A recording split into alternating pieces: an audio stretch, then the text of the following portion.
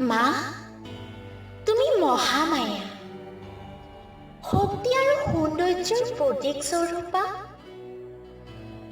তোমাৰ বাবে এই ধৰাত প্ৰাণ পাই উঠে এক অতুল্য সাহসৰ বন্যা।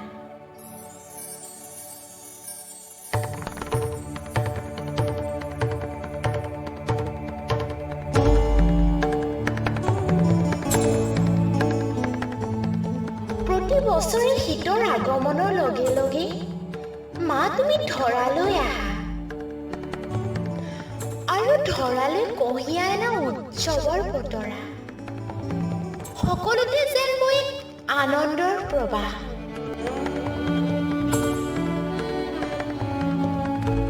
চৌদিশে কেৱল তোমাক আদৰাৰ প্ৰস্তুতি, সকলোতে কেৱল ঢাপ ঢোলৰ মাত, সকলোতে কেৱল চকু চাট মাৰি ধৰাৰ পৰিৱেশ। সকলোৰে মনত যেন ফুটি উঠে আনন্দৰে মহাশক্তি।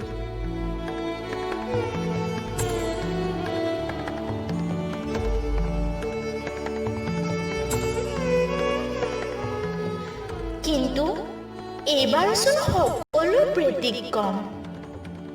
এইবাৰচোন তুমি ধৰালৈ নমাৰ পাছতো নাই কোনো আনন্দৰ সুবাস, নাই চৌপাশৰ সেই অতুলনীয় প্ৰস্তুতি, নাই শক্তিৰ সেই উত্ৰাপ্ত তেজ।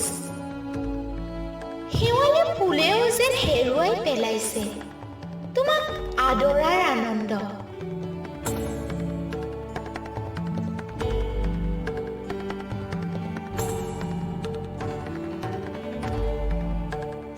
এইবাৰ এনে লাগিছে যেন সকলো থাকিও কিবা এটা আধৰুৱা হৈ আছে। সেই আনন্দই যেন ক'ৰবাত বাধা পাইছে। শক্তি দেৱীক যেন আমি আদৰিব পৰা নাই, কোনোবাই যেন আমাক বান্ধি ৰাখিছে।